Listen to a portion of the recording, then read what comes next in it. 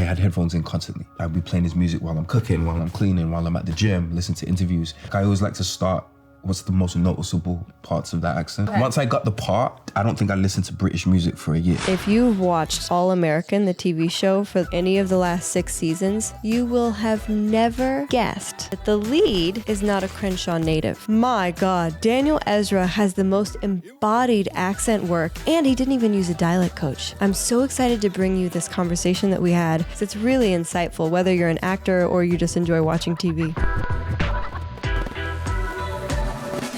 Hey, hold on. Before we get to the good stuff, would you just take a moment and like this video and subscribe to the channel? It really helps us out. And then also you won't miss any of the exciting weekly conversations I'll be posting. Thank you. Welcome to Unmuted, where we explore how our voice and accents are so much more than just words. I'm dialect coach Audrey LeCrone. Daniel, it is so nice to meet you. Thank you for joining me. Nice to meet you and too. Cheers. Thank you. Cheers. All right. Now, since this is a voice podcast, and since we are going to be using our voices, we're going to start with like a little warm-up, just because I'm corny. Yeah. So what do you like to do? Because you don't have a dialect coach, you're on your own. Yeah. What do you like to do as like a quick little thing to warm up your voice? It's usually just lips and tongue stuff, just because I had a big thing in theater school with mumbling. That's what they always used to call me on. So it's usually just kind of warming up. Okay, like what? Give me one thing. So, we're gonna do it. And for anyone listening, you can do it with us because warm-ups are always a good thing to do. Yeah, so it usually just consonants like bob, babe, beeb, babe, like stuff like that. Oh, really? And Wait, I want to do it with you. You're my dialect coach now. Okay, so it'd be like bob, babe, beeb, babe, bob, and then dade, deed, dod, and then you would just go through and then gog, and then vov, and then zaz. Yeah, usually, especially if it's super early in the morning. Yeah. I would do stuff like that just to kind of get myself into it, and then just a lot of really simple stuff, just and all that stuff, just to kind of warm everything up. Yeah, like to get resonant in your whole body. I like doing that too. I like to do the whole chest pounding. Yeah. Those might be outdated now. I learned those in theater school, so that might be outdated now. But that's kind of usually what I would do, like preparing for a day. Yeah. Does that help you with your role in All American? For sure. I mean, just practically speaking, because it's if it's early morning and it's cold and I'm stiff, I'll do some form of stretch and then I'll just incorporate that in, just to get physically prepared for the day. Yeah. I'm curious about your process because your character isn't like really well spoken, like doing that. Yeah. Like, so do you feel like you stretch and make it all resonant and then kind of ease into your character? Yeah, the goal of the stretching is more just to relax. It's more just so I can be relaxed, we all tend to be a little stiff in the morning, and especially if sometimes our mornings are like 5 a.m., 4 a.m. So you're definitely going to be very stiff and tight. And so I kind of got into the habit of stretching in the morning, and then I would just add in voice and jaw stuff on top of it just to, so everything is stretched. Yeah. Okay. So we're going to talk a lot more about all of that. But first, I do have a little icebreaker. Okay. Which is, what accent do you find sexiest? New York. What kind of New York? Like a classic Brooklyn. Like a classic kind of like what we think of when we think of New York. Like Italian? Yeah. Okay. Yeah. Okay. Just because I love those movies, like the mob movies and the gangster movies. And so when I go to New York and I hear people speaking anything close to that, it's like there's something nostalgic about it. I just find it so cool. That's always my next question is why? Why do you find that accent sexy? I think it's the nostalgia. Because I love those movies. I just watch those movies like with my dad and stuff. And so when I hear them in real life, because the first time coming to America for me, I think I've been once before as a kid, but I don't really remember it, was for All American. So, what? So yeah, it was the first time. Stop it. Probably my second time in life I'd ever been in America, but the first time I was really young. Oh my God. I remember. So everything was just, and coming to LA too, everything was just, Like we can see the Hollywood side. That bugged me out. That when I first time I saw that in real life. The first time I saw that in real life was when I found out I got the part. And so it was like it was the weirdest thing, you know? Dude, I am...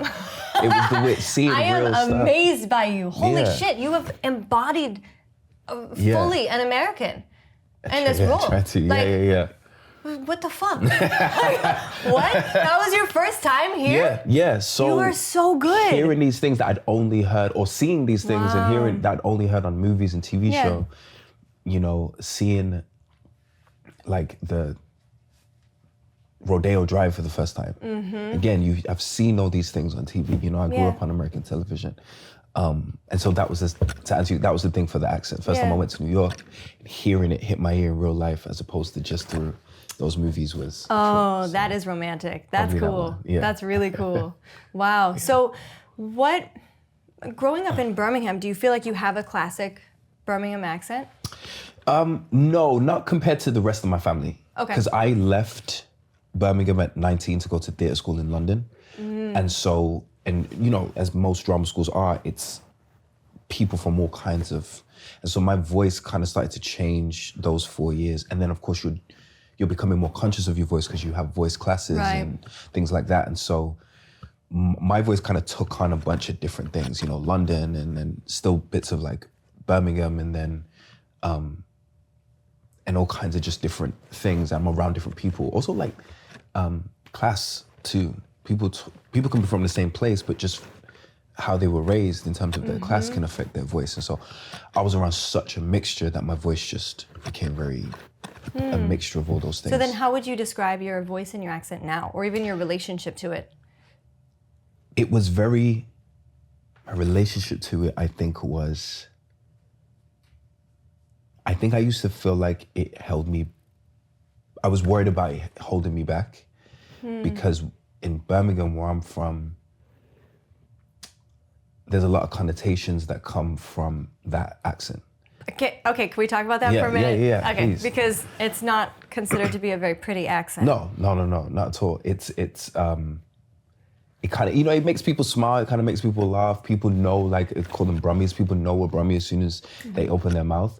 But it isn't necessarily associated with class or money or, I mean, most people are working class in Birmingham. It isn't associated with any of those things. So I was like, well, I want to play every type of role. And so is me being from Birmingham or me sounding like I'm from Birmingham gonna mess that up? So first going into drama school, that made me worried. But once we got really deep into voice work, I'm like, oh, I can just learn to change my voice. Okay. And so I became less worried once that started happening, which I realized, oh, you can actually break down an accent and do things like that. So, but I was worried at first because there was associations that came with. Yeah. Less so now because thanks to Peaky Blinders, everyone loves Birmingham That's accent. true. That is true. So once that show came out, everyone like loves the Birmingham accent now because that show kind of made it kind of legendary. So I'm grateful for that. I hadn't seen it till I work with Joe Cole, and I watched it after accent's perfect. After I started working with him, I was like, oh God, I got to do my homework. I got to watch him, and it was so good. They're all brilliant. Yeah, very few of them, if any, I think are actually from Birmingham, and they're all brilliant. Yeah, but my family sounds more like that, which is a lot stronger, a lot kind of. How do they feel about you sounding more London? They're kind of used to it. Mine was never, honestly, even in Birmingham, mine was never super, super strong for whatever reason. I'm not sure why. So they kind of make fun of it. And if I say like a particularly London phrase or something comes out very London, they would always laugh. But yeah, they're fine. They don't really care. But it doesn't feel like yourself to be super Brummie. No. Yeah, really, I think I've been away too long. Wow. Yeah. But I like going back and I like hearing my voice change. Because it feels like home. Yeah. Yeah. When you're around that accent, does it give you that homey feeling? Yeah, definitely. That's nice. Definitely. Yeah. I spend so long because I'm out here and I'm filming. I spend so long thinking about my voice. It's nice to not think about it and just let whatever it is be whatever it is. You know, my natural voice. So yeah, I enjoy it. I enjoy it. That's nice. Yeah. I am curious, when you're on set for All American, do you stay in the accent? Yeah. Wow. Yeah, completely. That must be exhausting. Not now, it was in the beginning, but the whole point of me doing that was so I didn't have to think about it. There's already, so I had to learn football from the ground up. I had to learn all about American high schools, about just America in general. There's so much to take on. The last thing I wanted to think about was if I sound right. So once I started preparing, once I got to LA and started preparing, I just stayed in the accent. And then big thing for me is it's never just the sounds. Like accents are kind of in your whole body, right? So yes, yes. And so the more time I just spent in it, the more the more natural it felt, and the more I just didn't think about it. And so, and also that gives you freedom when you're improvising, and it's not just the lines that you've memorized. I know if someone was just to hit me with a conversation, I'd be able to have a conversation. You want to be able to, for me, in my opinion, you want to be able to convince a native that you're from where they're from. You convince a native dialect coach, and I'm really good at knowing when someone's British. Yeah. Like they'll have a perfect American accent, and I'll be like, they're British because I can tell the way they're moving their upper lip. And then I'll look it up and I'm like, ha-ha, check. Yeah. Which is not a bad thing. It's like I something do for that myself. too. I love it. I do that too. I'll try and guess, and sometimes I'm obviously not as good as you, but sometimes I'm good at. Obviously, I'm not very good. Like, you got me. But you want to get to the point where it's. I wanted to get to the point where it was so ingrained. Yeah. That it was unconscious. Okay, so what did you do then to study the accent that you were going for? Like, how did you find it, and how did you get into it? So, I was very fortunate when the show happened because, you know the rapper Nipsey Hussle? Mm-hmm. So he had just released his debut album. Mm-hmm. And I was a fan of his before I knew who he was. Mm-hmm. And so immediately when I realized, this character's from Crenshaw, I thought of him, and it was perfect because he was everywhere. He was doing interviews. Every week there was a new Nipsey Hussle interview because he was promoting his album. There was all these performances, and so I kind of used him as a blueprint and just listened to everything, every interview. It was hours of interviews when he was a kid, when he was grown up. I listened to obviously all his music and would immerse myself in that. So I had headphones in constantly. Wow. You know, I'd be playing his music while I'm cooking, while I'm cleaning, while I'm at the gym, listen to interviews, just picking up on the big things I noticed. Yeah. Like I always like to start, what's the most noticeable parts of that accent? Okay.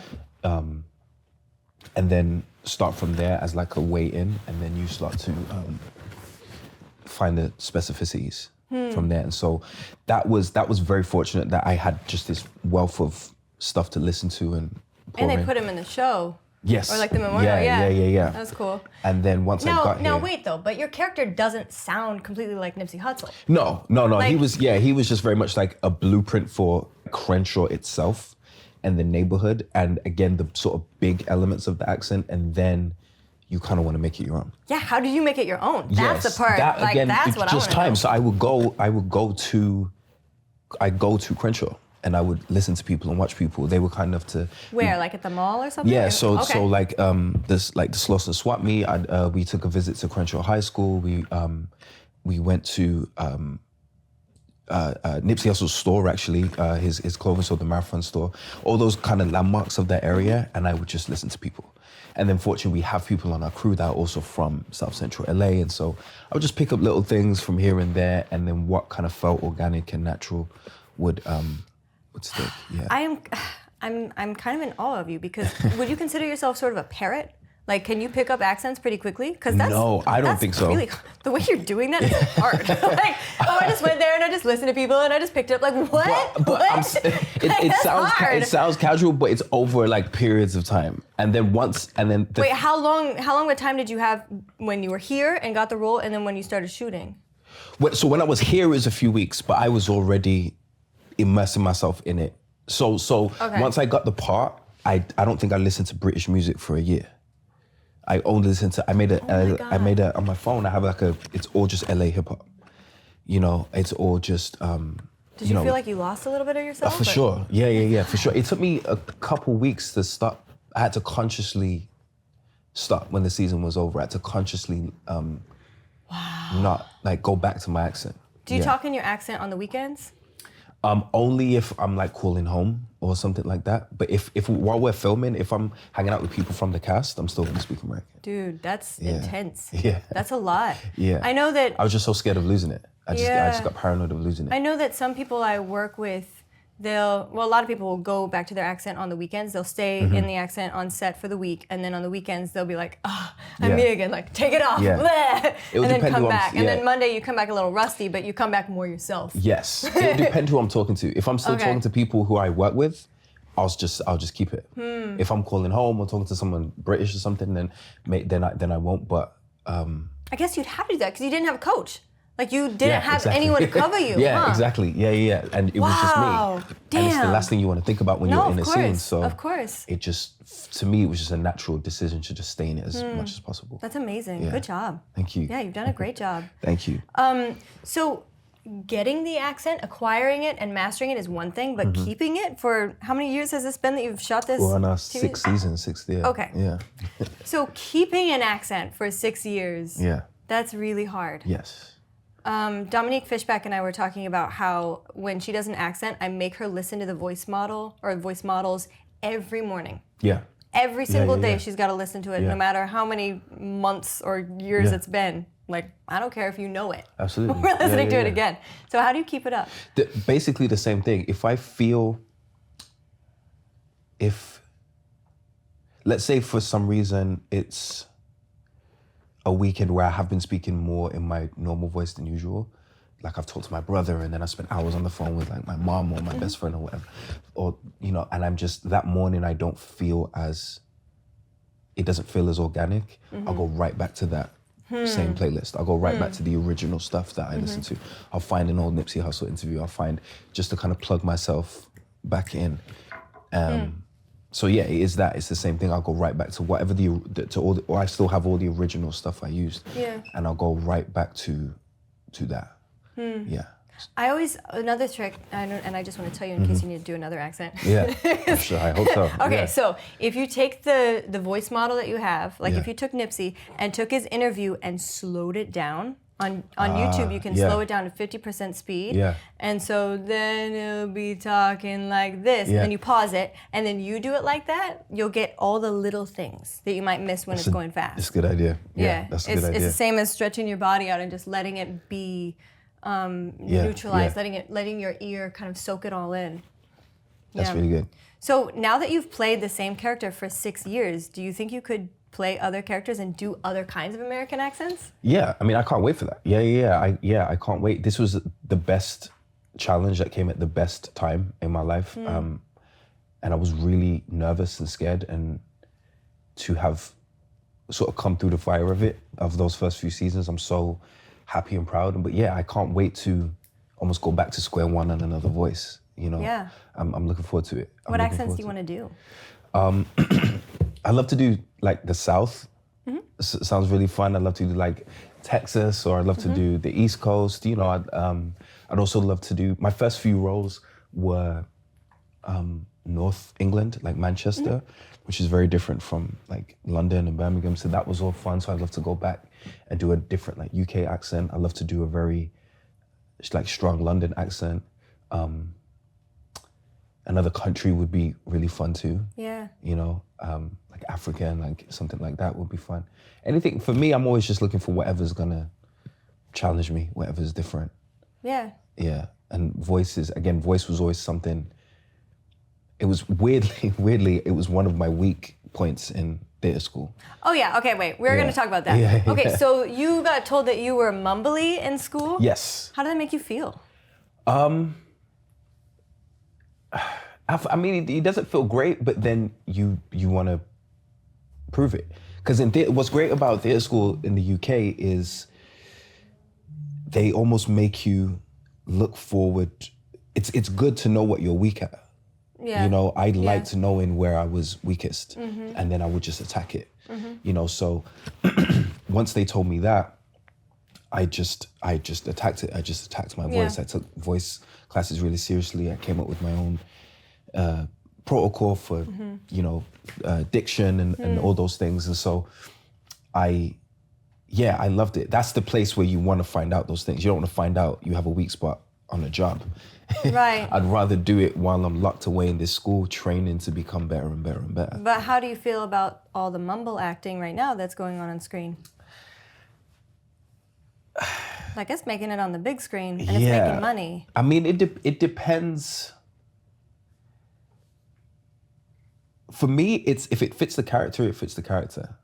If it doesn't, and the actor's instincts taking over, or maybe it's because they think it's cool or whatever it may be. As if it's coming from an authentic place, and that character would talk like that, then I love it. But sometimes is that that character's not from that world where they would talk like that, Yeah. So you're doing it just to be more versatile. Yeah. Makes sense. Exactly. Like if you're mumbling, it has to be a choice. Yeah. As opposed to because, any sort of like weakness or inhibition. Okay, that makes sense. Yeah. That makes sense. I ask because right now the theater schools, drama schools, and other dialect coaches, we're teaching less correct speech. Right. Whether in London or anywhere in the US, and more about authentic speech or free and resonant speech. Yeah. So that you've got a healthy voice, you're able to do other accents, but there's no correct. Yes. So that was still a thing when I went to drama school. The first thing we learned was, it's called RP, received pronunciation. But there was already people in my class that's just how they talked. Because of where they were from. Right, but it's a classist, racist, made-up concept. Yes. Same as like transatlantic in the US, or now you have to have this standard American accent, like the way I'm speaking, and it's like completely classist, racist, made up. So we had a version, so RP is almost our version of that, and it was kind of just starting to be phased out when I was in theater school, but it was still something you had to learn. And again, there's obviously going to be plays where a character would speak like that. Yeah, you can so still it's a good thing to learn. Right. But unfortunately, the time where that's seen as the almost the standard is kind of over, which is good. Yeah, which is good. And again, a lot of it is thanks to what's coming out. You have so many shows with people with different voices that are doing really well. I saw, what did I see not too long ago? Normal People, which was all Irish. And it seemed like a show with all these Irish accents be like a mega hit worldwide. Yeah. Was amazing. As opposed to it just being people, we call them like posh people talking. Those shows do well, but it's not just those shows. And so that is kind of helping to stop the view of that being like the standard way. Right. That's where everyone should start, and then if you want to change it, as opposed to your voice is where you want to start. That's a big reason why I'm doing this show. Yeah. Is because I feel like there is a bit of a change, but it needs to be more. Right, in what way? Well, I feel like with all the globalization right now, it's expected that you should have any sort of standard accent. And people with non-standard accents, whether in the UK or America or wherever else, they're still discriminated against. And there's still a lot of judgments and biases against those with non-standard accents. I don't know if you've ever experienced anything like that. For me, not really. For me, it was just you had to, as long as it wasn't a trap for you. If you have a strong accent and strong regional accent, it's beautiful, but you still need to be able to change it. Yeah. If you want to play different characters, you still need to be. That's not a discriminatory thing. That's just for you as an actor. You want to be able to change it. But I think if you feel bad about your natural voice, that's not a good thing. No one should make you feel bad about your natural voice. Your natural voice it's yours and it's beautiful and you should own it and it has all this history and connection to it. You don't want to lose that, but when it... Yes. but you also, and you should be proud of it, but if you want to be an actor, you need to know, it's not even hiding it, but you need to know how to change it and take on another person's history and connection and stuff like that. Absolutely. Yeah. I feel like in the US, like it's not as okay to have different kinds of accents. Really? Like the New Yorkers, I feel like it's being less New York. This generation that's coming up with the internet and everything, everyone talking to their phones on TikTok or whatever. I just feel like people that have non-standard accents get pointed at so much more that they feel bad about it, and they're trying to standardize it. Oh. That's what I'm against. one of the things. I mean, I don't think there should be a standard voice or accent, really. No. Our voices are like a thumbprint. Yeah, yes, that's a good way to look at it. Cool. Yeah, I don't really see, I think it's cool. I think when I hear like really thick accents, it makes me smile. I think it's dope. Too. To me, it creates, because I know that there's a history behind it, and there's like your parents probably speak like that, and your grandparents, and I think it's the coolest thing in the world. I think if you're gonna be an actor, you need to know how to change it, and you probably have to work a little bit harder the stronger your accent is, but that's fine, that's cool. But I don't think your voice necessarily needs to change at all. It's more just, you just want to get better at how you use it. Totally, that makes sense. But the biggest compliment for me was, it took people like 2-3 years to realize I was from the UK, which was good. I learned like which last was good. week. And then some people were mad. Yeah, I want to ask you about that, because I think that is a huge thing, especially with British actors playing Americans or Australian, whatever, playing Americans, and then people find out and they get upset, or they feel like they've been lied to. Have you had that reaction? For sure. Yeah. How do you feel about that? I've had people I've had people say to me, it feels like the British accent is the fake accent. Yeah. Like when I hear you talk in the UK, as your voice, I feel like that's fake. Yeah. Which is hilarious. But again, it's all a compliment to me. It's all a good thing. It means I was convincing. Yeah. But I'm not really sure when and where that started. But the reason I became an actor and when I went to drama school was, the whole point of it was the ability to transform. I don't really have, I'd love to play someone from Birmingham, but I find it much more exciting playing someone really different. Yeah. Different voice, different profession, different lifestyle, different history, different background. That's what acting is. That's why we love people like a Daniel Day-Lewis or De Niro, because we love watching these guys transform. Right. Their voice, their physicality, everything. You spend time in school training, learning how to manipulate your body and your voice. And now there's some people where if they find out you're not really the thing, they get angry. And I'm like, but that's the point. Like the point is that's where the joy is. The joy is in the transformation. Well, there's two kinds of actors. There's actors that play themselves, and there's actors that transform. Yeah. So I think everyone assumes that everyone's playing themselves. And they get to know you so intimately on screen, especially if you have 6 seasons. Yeah. You know, like they've gotten to know you as this other person. Yeah. I remember when we were shooting Judas and the Black Messiah, Daniel Kaluuya, I coached him the whole time, and he did his little rap speech, but he finally dropped the accent. He stayed in Fred Hampton's accent the whole time. And his costumer looked at me, and she was like, "Oh, that's such a cute accent. Did you teach him that?" And I was like, "Girl, that's his real accent." And she was like, "What?" Because he'd been talking to her in his accent. She's like, "What?" And she just kind of walked betrayed. away. Yeah, she did feel betrayed. But that's why you can't be friends with actors, right? Is that the moral of the story here? You never know when you're getting lied to. Maybe, that might be the moral of the story. But again, I just think when I know someone has bridged a really large gap between them and their performance, I love it personally. Like totally. I and that not even necessarily has to be their voice. If someone's playing someone who's deeply like narcissistic and a sociopath and stuff, and you know that person in real life, and they're like the sweetest, kindest.